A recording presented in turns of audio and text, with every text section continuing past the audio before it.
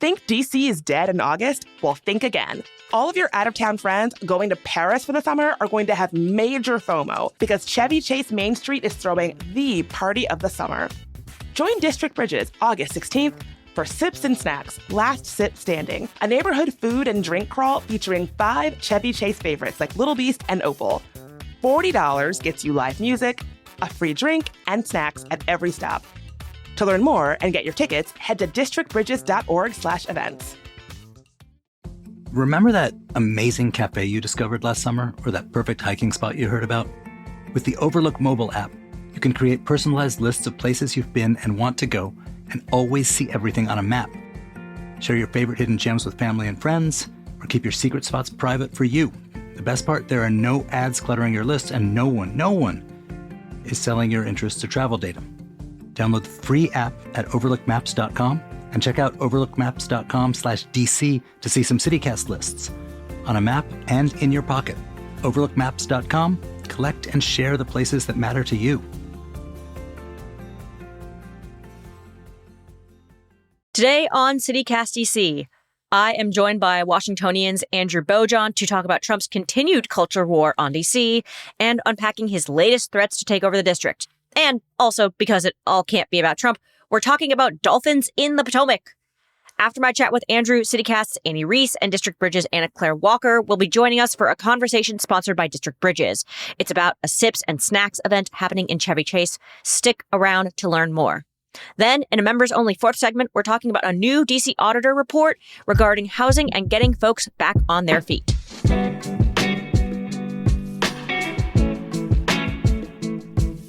Today is Friday, August 8th. I'm Julia Karen, and here's what DC is talking about.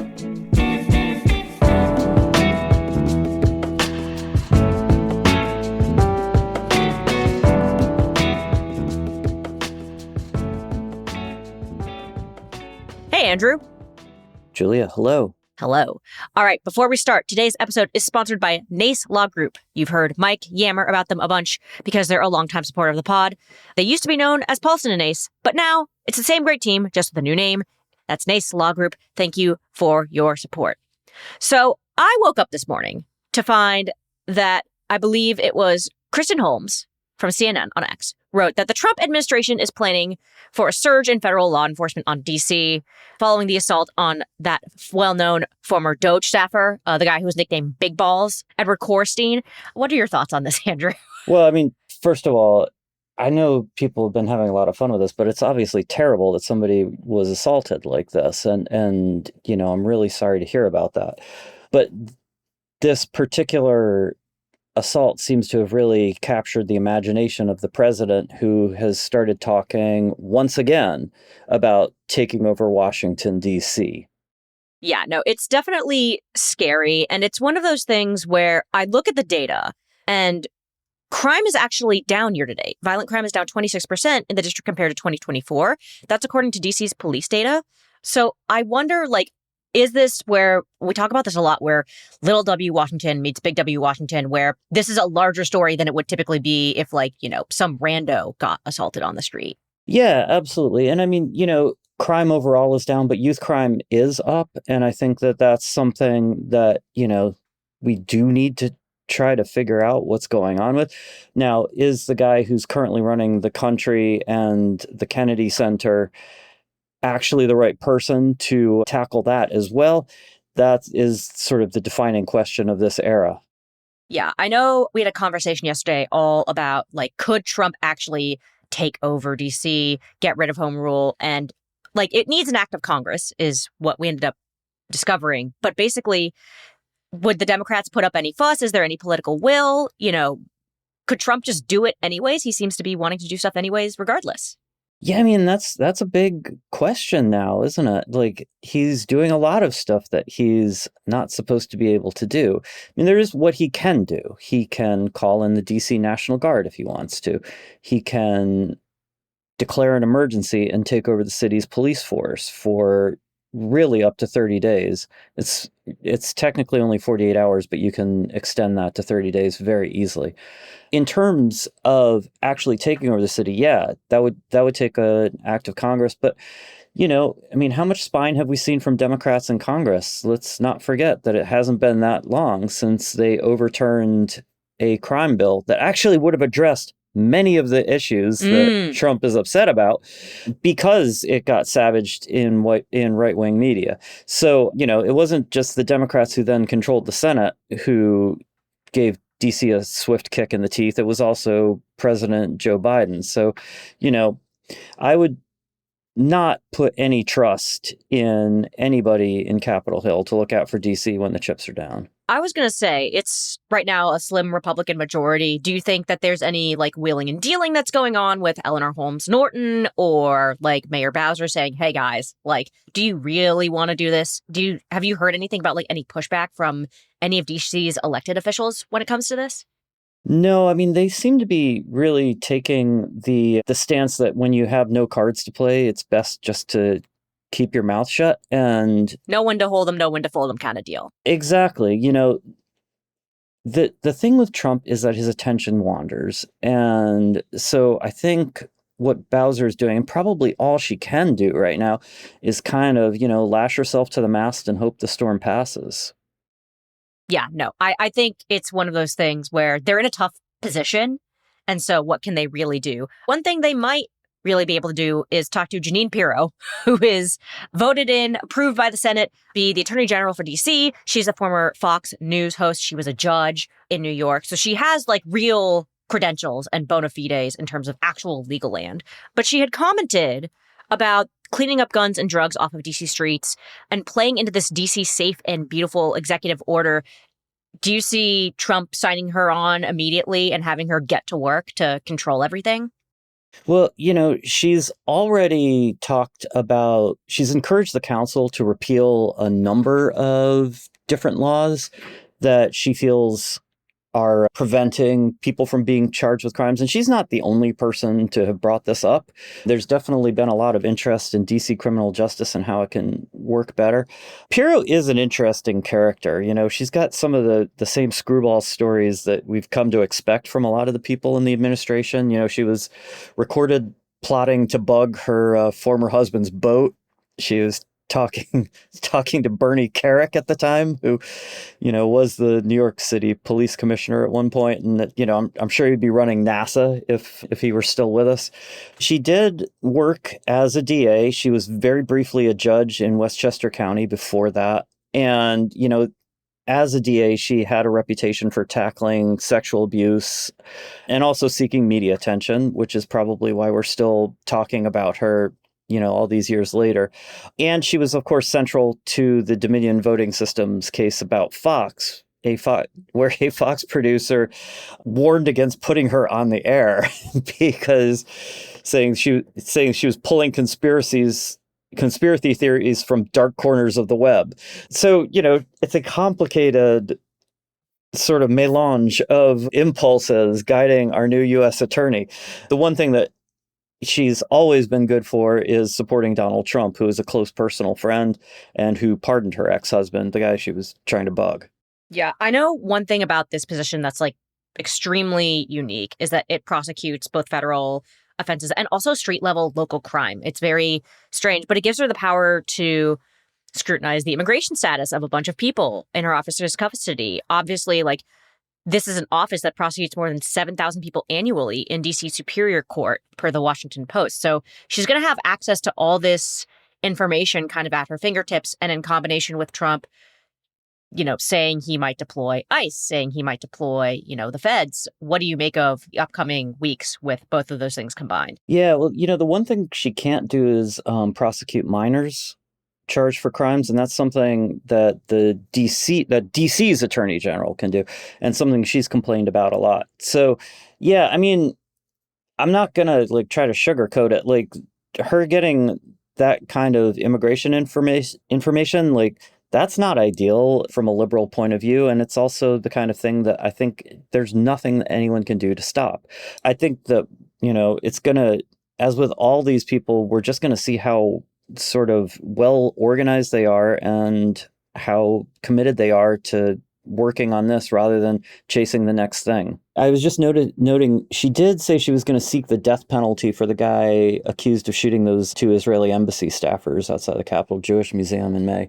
So that's definitely a possibility, and that would be a big escalation in terms of criminal justice in the district. Yeah, no, that's definitely something that I am kind of keeping my eye on. It also comes at a time where there's this DC is kind of like at this boiling point of culture war stuff. Like it's the focal point for all the national, like, again, capital W Washington and little W Washington stuff. There was a Civil War statue that was torn down during the 2020 Black Lives Matter protests. It was of a guy who was originally a Confederate soldier, Confederate general, ended up being a Freemason. And the statue actually honored his Masonic service, not the Confederacy stuff. Our guy, Mike Schaefer, wrote about this. But basically, it's coming at a time when the Trump administration is trying to restore the statue because, according to the Park Service, it aligns with the federal responsibilities under historic preservation law and executes the nation's, the whole making the District of Columbia safe and beautiful executive order, which I find really interesting. So, like, all of these things at the time are kind of coming together.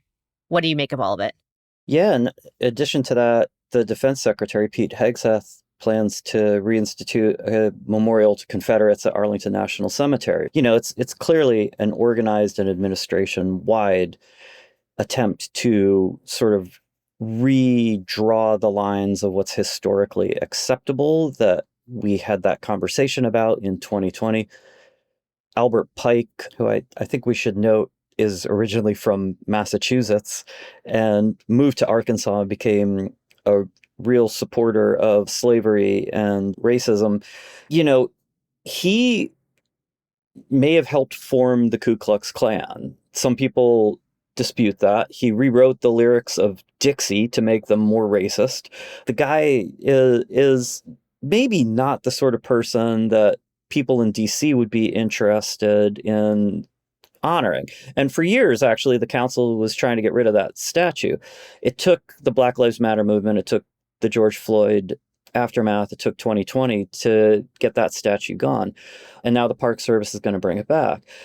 Charlottesville, when they got rid of their Confederate statues, they actually melted them down, and didn't tell anybody until they were doing it, which is seeming like maybe that was the best kind of move. I know I saw Richmond was sending some of its statues, or maybe just one of its statues, out to LA for an exhibition. Obviously, the Park Service isn't going to do that. It's federal, it's not state. And, this administration's weird view of history, which is that you don't allow the erasure of people like Albert Pike, but you will rename a ship that was named for Harvey Milk. That's something that is going to be happening a lot over the next 4 years. And as with so many things in DC, I don't think there's a damn thing we can do about it. Yeah, I know there's supposedly not a damn thing we can do, but I know Eleanor Holmes Norton is trying to introduce a bill to permanently remove the statue. Do you see that getting any sort of traction or any push from other congresspeople? No, I don't. I mean, Eleanor Holmes Norton introduces legislation, or I should probably say her office introduces legislation every day. And I don't think anything's come of any of it. So I would be very surprised if this became anything other than, the subject of a few tweets.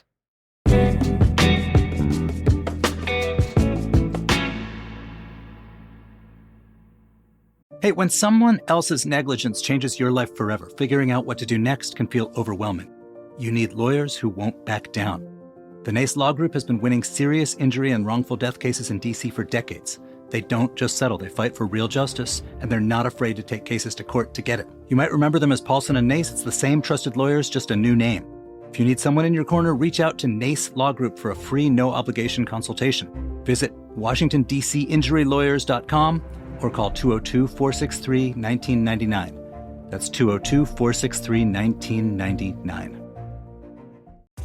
Hold up, DC foodies. You're still ordering the same boring takeout? It is time to wake up those taste buds and explore DC's unique and delicious food scene.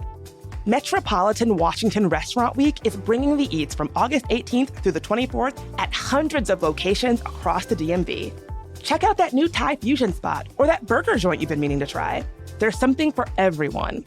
Enjoy a 3-course lunch, dinner, or DC's favorite, brunch, at a discounted flat rate as low as $25. If you've ever eaten out in DC, you already know that it's an absolute steal. Many locations are also offering cocktail and wine pairings to further elevate your dining experience. Restaurant Week is presented by the Restaurant Association of Metropolitan Washington and Events DC. Visit rwdmv.com to see the full list of participating restaurants, peruse the menus, and book your reservations. Okay, so in more fun news, Andrew, did you know that dolphins can swim in the Potomac and the Chesapeake?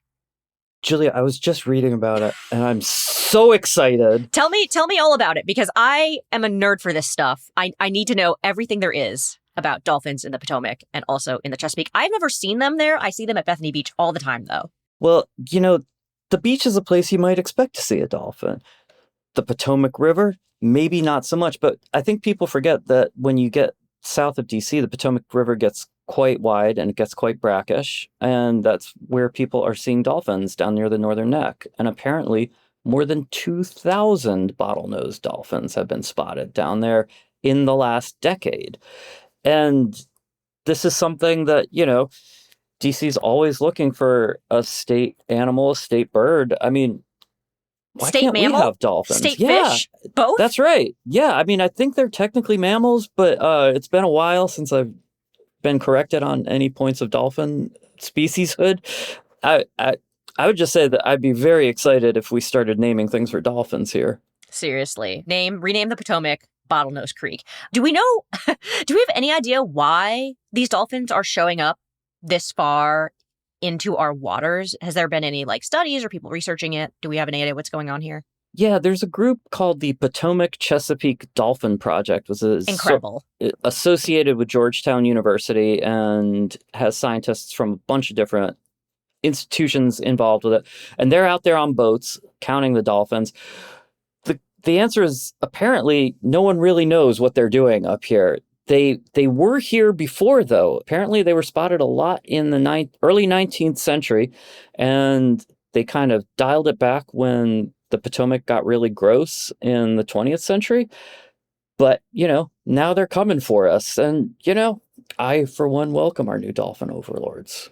If the Potomac is clean enough for the dolphins, is it clean enough for us to swim in it? That's the big question. Oh, hell no. I wouldn't go into that river if my life depended on it. You didn't... I mean, I grew up in the area, and we would rope swing into the river, and I'm sure that there was all sorts of grody stuff in there. But I don't know, I feel like swimming with the dolphins in the Chesapeake or in the Potomac could be a cool tourist attraction. Do you think DC has any chance of hopping on that train, or not so much? Well, we do have a Secretary of Health who likes to swim in Rock Creek Park. That is true. Why not? Why not swim in the Potomac with dolphins? I mean, RFK, let's go swim with dolphins. Game. Let's do it, man. 100%. Let's go swim with dolphins. Yeah, no, I have been looking into this project. It's really cool. They've been researching this for 38 years, mostly in Australia's Shark Bay, because this project is founded by this woman, Janet Mann, who's a professor in Georgetown's biology department. But yeah, she apparently... the way she got into this was she bought a house in Virginia's Northern Neck, which is about 120 miles southeast of here, and she saw dolphins in the water from her backyard that overlooks the Potomac. Don't you love it? I mean, I don't know what your vacation house looks out on, but mine actually just looks out on my backyard because it's my regular house. And I haven't seen a single dolphin from here. So I'm really jealous of her. And, I'd love to get on one of these boats one day and go dolphin hunting. Yeah, no, it sounds really cool. Janet Mann, please come on the show. Please take us on a boat. Please call us. We will go dolphin hunting with you. I would love to see dolphins in the flesh, in the wild. I'm into it. And listener, don't go anywhere. In just a second, we've got a segment sponsored by District Bridges. It's about a cool event in Chevy Chase that has my mouth watering. Stick around.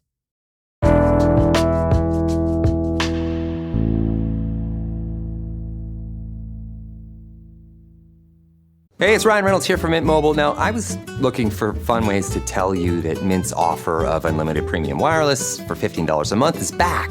So I thought it would be fun if we made $15 bills. But it turns out that's very illegal.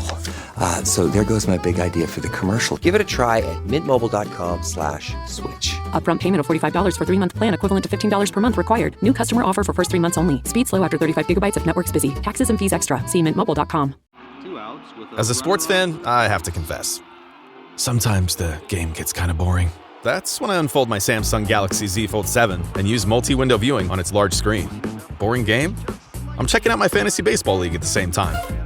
Score still 1-0? I'm replying to emails in the other window, scoring points with the boss. Semifinals finally getting exciting? I'm buying tickets to the finals and booking my flights. Can your phone do that? The new Galaxy Z Fold 7. Get yours at Samsung.com. Hey, executive producer of CityCast DC, Annie Reese, here with Anna Claire Walker from District Bridges. Hey, Anna Claire, thanks for being here. Hey, thanks so much for having me. So, Sips and Snacks is a bar and restaurant crawl happening in Chevy Chase on August 16th. What inspired the idea behind it? So Sips and Snacks was actually an event that happened like 6 years ago before the main street was established. A local community member saw that the restaurants were struggling and that they needed more foot traffic, they needed new customers. And he thought, how fun would it be to do a bar crawl, restaurant crawl through all of the restaurants in the neighborhood? So he actually did this all on his own. And when the Main Street got organized, he told me about it. And we've actually been wanting to do it for the past 5 years. And this is just the first time. The right person. Yeah. So we're really excited to bring the tradition back through the lens of supporting the Main Street, supporting the small businesses. There's also a lot of new restaurants in the area. So it's exciting to kind of bring those in and have people try out the new places too. Yeah, that's awesome. Why, it's a little hot, but why is August the perfect time for this event in Chevy Chase? So August is probably the quietest month on the corridor. A lot of people are going away on vacation. They're escaping the heat of the city. And unfortunately for our small businesses, it means August is really dead for them and their sales definitely decline. So what we wanted to do, my first draft of the name was actually like a searching for signs of life or like last sip standing, trying to see if there's any activity happening in the neighborhood during this month. So we thought, why not get everyone together who's still around and celebrate, the staycation, celebrate staying home and saving some money. It's a great deal. The tickets are I think our early bird is technically over, but we still have tickets available at regular price and $40 for at least, we have 5 confirmed businesses and 2 that are still pending. So 5 to 7 cocktails and appetizers for $40 is pretty unheard of in the city. Yeah, that's a steal. You mentioned that August is sort of often a time when people go away and travel, and that can hurt small businesses. Can you get into more what this event means for the local business community? Yeah, absolutely. So we actually give grants to small businesses throughout the year, and we are doing technical assistance with them. So we're really kind of in the weeds with them on how their business is doing. And it's always the same every year. In the summer, June is really great. July is starting to taper off. And then August, especially Chevy Chase, is just dead. So bringing this event, it forces people. I know you said it is hot, so we might be a little sweaty, but we will have some Gotta nice embrace it. Ice, just ice is what it cold is. cocktails inside. Enjoy the air conditioning of the businesses. There's also going to be live music stops from the local musicians, and then people, instead of just going to one restaurant for the evening, they're actually going to try out 5 and potentially more. So it's offering people a taste, literally, of a business without having to fully commit to a full dinner there. And, you're just creating positive experiences for people on the Main Street. And really our events are just trying to create positive mental pathways of people experiencing good things in their communities with small businesses. Because if someone has one positive memory in a business, they're more likely to return there. And maybe next time their friends are wanting to go out for drinks, they're like, wait, I had this great cocktail at this event when we were doing these little, this little bar crawl, but I'd never been there for a full dinner. Let's go. Or just creating kind of that habit of supporting businesses in person locally with your dollars and your time. So, there's so many different headlines right now about how much restaurants are suffering and how hard it is to do business in the district. Things are so expensive. I know we all feel like prices are going up or there's a little mini recession in the district, and restaurants are really feeling that too. So I'm really excited to just have good vibes and walk around and see the businesses thriving with people coming in and out and live music. I just love that. I'm excited for it to feel like a little summer, rom-com moment of walking around to all the little small businesses and meeting the owners and enjoying bevies and snacks with the community. I think it's going to be really fun. Yeah, absolutely. Insert your soundtrack of choice here for your little rom-com moment. And just briefly tell me what kind of experience, like paint me a picture, what kind of experience can guests expect from start to finish? Yeah, so we've actually already had like a really impressive interest in our early bird tickets. So we were like, you know what? If we get 25 people, we'll be happy. It's not about, the size of the tickets sold. It's about the experience people have when they come and creating those lasting kind of impressions on people with their small businesses and maybe creating a return customer. Well, we've actually already surpassed that. So we're actually only releasing 15 more tickets until it's sold out because we also don't want to overwhelm the businesses with like a huge group of people right before dinner time.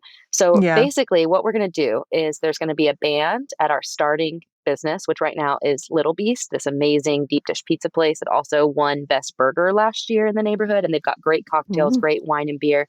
So we're going to start there. There's live music. And then you're going to basically receive a passport to all the different rest of the restaurants.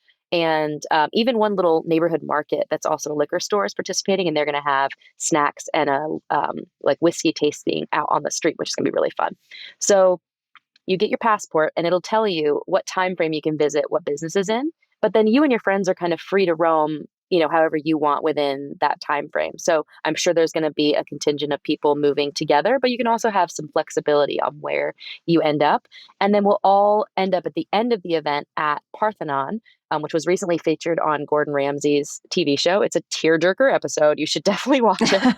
They have a bar, Chevy Chase Lounge, attached to them. And there's going to be a DJ from our local record store who spins amazing vinyl. So he'll be there to kind of end the night on a really fun and festive note. So that's kind of the experience. Start off with everyone at Little Beast and at Parthenon and get a lot of... choose your own adventure in the meantime. Yeah, with basically free cocktails and snacks. That's awesome. Anna Claire, thanks for being here. Thanks so much for having me. Hope to see some DC folks up in Chevy Chase. Again, check out districtbridges.org to learn more. We'll have that link for you in our show notes as well. So you're just a click away. Thanks for listening. And today, paid subscribers get a bonus 4th roundup chat about DC's family rehousing program. If you want to be sure you always get the full episode, become a neighbor, become a member. Head to membership.citycast.fm and sign up. It's only $10 a month, and members get ad-free listening, exclusive member events, and an extra events newsletter every week, courtesy of our newsletter writer, Kayla. She's working overtime on that. Again, that's membership.citycast.fm.